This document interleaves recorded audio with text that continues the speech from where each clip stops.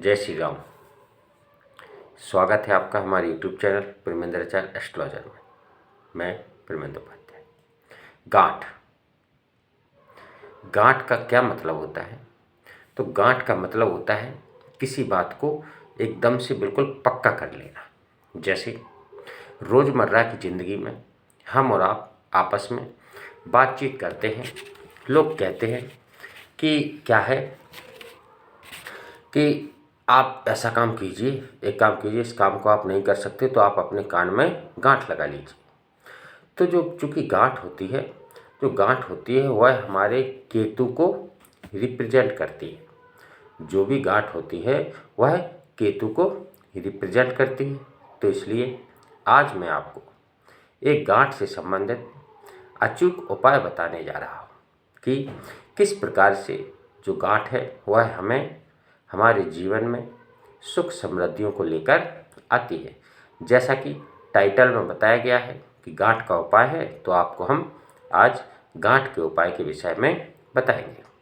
यदि आपके जीवन में कोई समस्या है, परेशानी है या आपकी कोई मनोकामना है जो पूर्ण नहीं हो रही है, या किसी प्रकार की कोई समस्या है, कोई परेशानी है, कोई मनोकामना है, जैसे आप घर लेना चाहते हैं, घर बनवाना चाहते हैं, या कोई प्रॉपर्टी खरीदना चाहते हैं, ज़मीन जायदाद खरीदना चाहते हैं, धन की तंगी है, धन की परेशानी है, नौकरी में तरक्की नहीं हो रही है, या व्यवसाय ठीक तरीके से सुचारू रूप से नहीं चल रहा है। इसके अलावा यदि आपको अपने बच्चों से संबंधित कोई समस्या है, जैसे बच्चों के जो करियर में है उसमें निरंतर रुकावटें आती रहती हैं, तो इस प्रकार की आपके जीवन में कोई भी समस्या हो, वह समस्या आप हमें दे दीजिए। यानी आप इस गांठ का उपाय अवश्य कीजिए। इस उपाय को करने से निश्चित रूप से आपको लाभ प्राप्त होगा। या इसी प्रकार की और भी अन्य समस्याएं होती हैं। मानव जीवन है, इसमें समस्याएं अनेक प्रकार की हो सकती हैं, और जो समस्याएं निरंतर काफ़ी लंबे समय से चली आ रही हैं, जिनका अभी तक आपको कोई उपाय नहीं सूझा है, तो आप इस गांठ वाले उपाय को जरूर करें, क्योंकि यह जो उपाय है यह हनुमान जी महाराज के सामने किया जाने वाला उपाय है। यानी यह हनुमान जी महाराज के सामने एक अर्जी लगाने वाला उपाय है। और हनुमान जी महाराज हमारे ऐसे हैं कि उनके लिए कोई भी कार्य दुनिया में असंभव नहीं है। तो इसलिए चूँकि ये जो उपाय है, इस उपाय का वर्णन हमें शास्त्रों में भी मिलता है, और इसका जो उपाय है इसे हमने अपने दादी, नानी और भी कई बुजुर्ग लोगों से सुना है।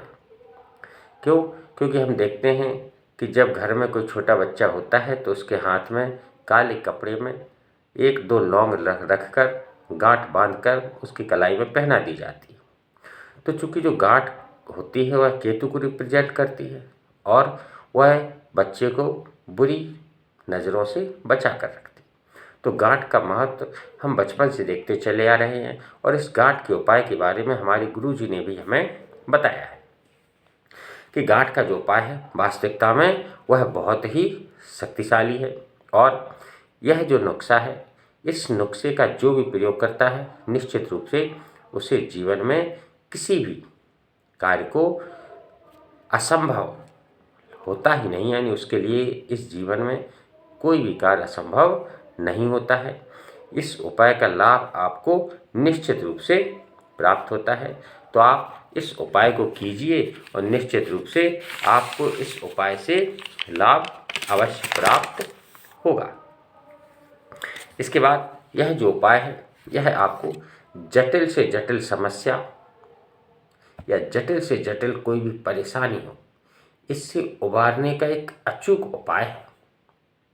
और यह उपाय केतु से संबंधित है, और चूंकि जो केतु होता है वह हमेशा हमारी वृद्धि चाहता है कि किसी न किसी प्रकार से हम निरंतर वृद्धि को प्राप्त करते चले जाएं। मान लीजिए कि आपका किसी के साथ विवाद हो गया, किसी से लड़ाई झगड़ा हो गया आपका, तो क्या हो गया, आप गांठ बांध लेते हैं अपने मन में, हृदय में कि अब हम इस व्यक्ति से जीवन पर्यंत कभी भी किसी भी प्रकार का कोई रिश्ता नहीं रखेंगे। और चूँकि रहीमदास जी भी कहते हैं कि रहीमन धागा प्रेम का मत तोड़े चटकाए, और टूटे फिर ना जुड़े, जुड़े गांठ पड़ जाए। तो इस प्रकार से जब आप गांठ अपनी नेगेटिव एनर्जी के साथ लगा देते हैं, यानी नेगेटिविटी के साथ लगा देते हैं, तो वह ठीक नहीं है। इसलिए आप जब इसी गांठ को पॉजिटिव रूप में लगाते हैं तो निश्चित रूप से यह गांठ आपके जीवन में सकारात्मक परिवर्तन लाती है।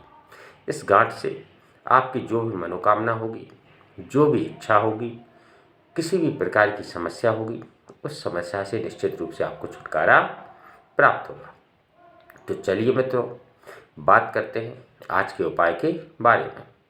इससे पहले यदि आप हमारे YouTube चैनल पर नए हैं तो हमारे YouTube चैनल को सब्सक्राइब कर लीजिए, बेल आइकन का बटन दबा दीजिए, जिससे आने वाली जो भी वीडियो हो वह आप तक पहुंचती जाए और आप अपनी समस्याओं से निजात पाते चले जाएं, छुटकारा पाते चले जाएं।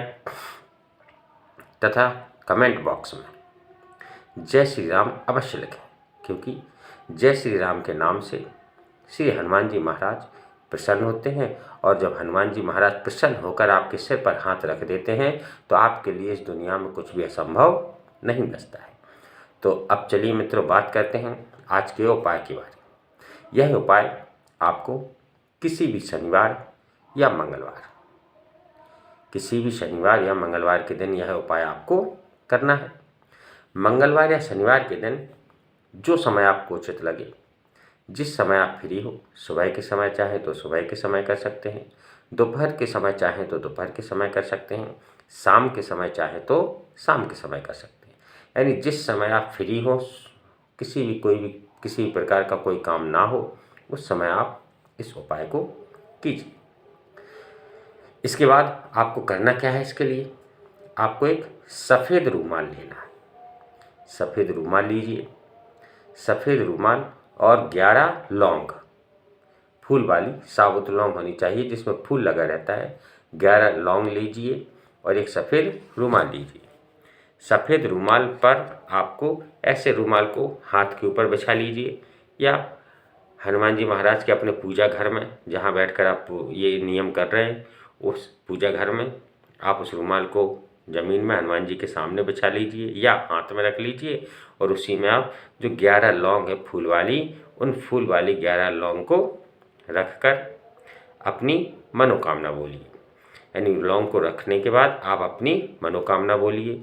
जो भी आपकी मनोकामना हो या जो भी समस्या हो, वह मनोकामना या समस्या आप बोलिए। बोलने के बाद आपको उस रुमाल को फोल्ड करना है, फोल्ड करके उसमें गांठ लगाकर, इतना आपको ये काम करना है। गांठ लगाने के बाद आपको क्या करना है, आपको अपने घर में पश्चिम दिशा की ओर, जो आपकी घर की पश्चिम दिशा हो, पश्चिम दिशा अब ये मत पूछना कि पश्चिम दिशा क्या, तो आप जिस साइड से सूर्य निकलता है, सूर्य की जो दिशा होती है निकलने की, वो पूर्व होती है और उसके जस्ट विपरीत पश्चिम होती है। तो घर के पश्चिम दिशा में आपको यह रुमाल ले जाकर किसी फोटो के पीछे या किसी ऐसे स्थान पर रखना है जहाँ पर लोगों की नज़र ना पड़े। यानी लोगों की नज़रों से उसे छिपाकर आपको रखना है, अंधकारपूर्ण स्थान पर, जहाँ पर आप उस रुमाल पर किसी की भी नज़र ना पड़े। तो जब आप इस तरीके से करने के बाद, एक ये हो गया, इसके साथ ही आपको एक नारियल लेना है, जटा वाला नारियल, सूखा नारियल, गीला पानी वाला नारियल नहीं लेना है जिसमें से पानी निकलता है। सूखा नारियल लेना है आपको, और एक कलावा लेना है।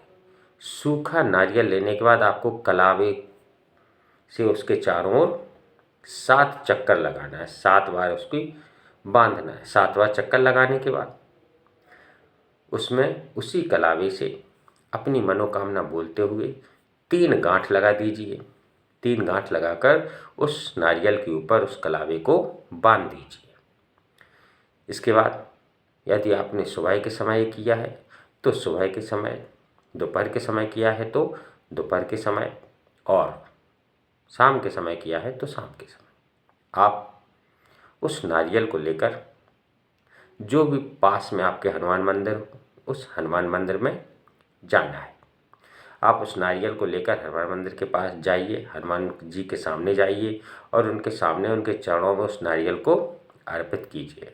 अर्पित करने के बाद आप वहाँ बैठकर हनुमान जी से अपनी कहें कि हे हनुमान जी महाराज, मैंने अपनी यह अर्जी लगाई है या मैं अपनी यह अर्जी लगा रहा हूँ या लगा रही हूँ। यदि माताएं बहनें इस नियम को कर रही हैं तो वो भी कर सकती हैं।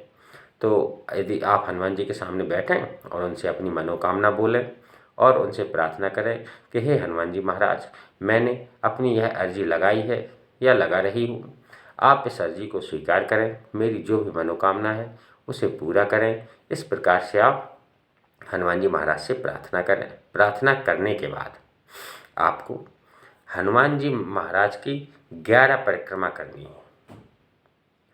11 परिक्रमा करनी है, लेकिन परिक्रमा करते समय आपको मैं एक चौपाई बता रहा हूँ, उस चौपाई को आपको निरंतर करते जाना है।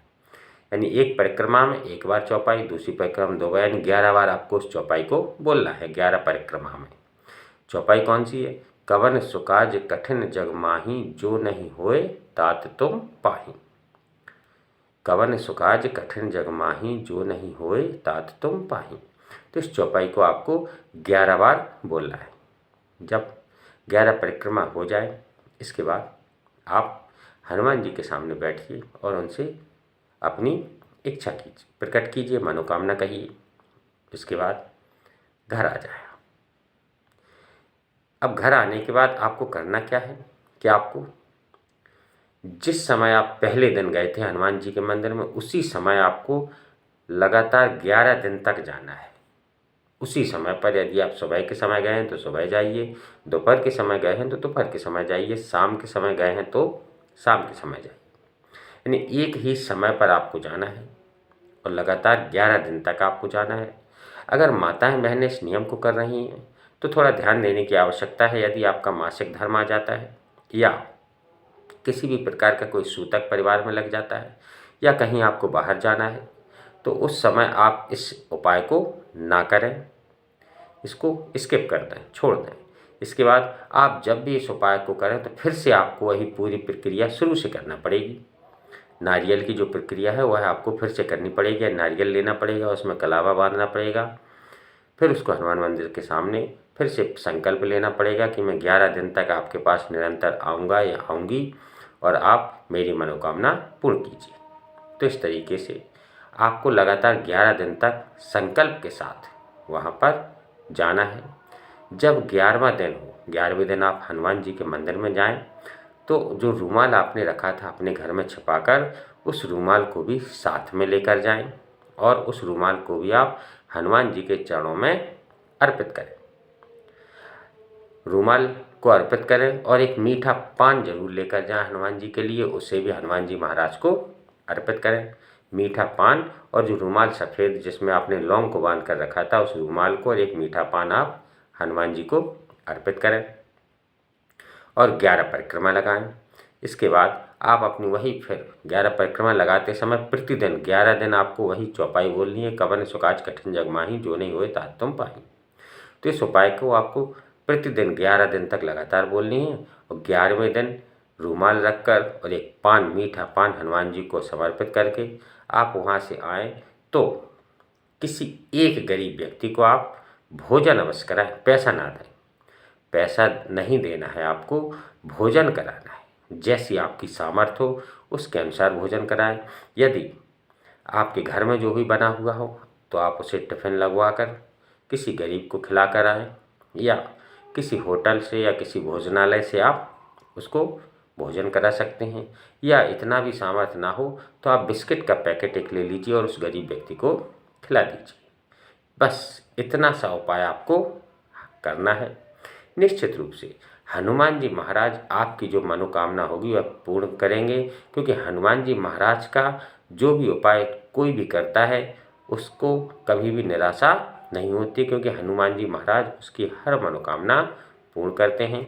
तो बस श्रद्धा और विश्वास होना चाहिए। यानी जहाँ की रही भावना जैसी, प्रभु मूरत देखें तिन्ह तैसी।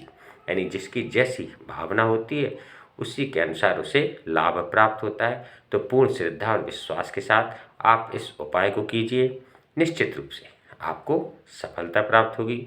इसके बाद फिर मिलते हैं अगली वीडियो में। तब तक के लिए जय श्री राम, जय बजरंगबली महाराज।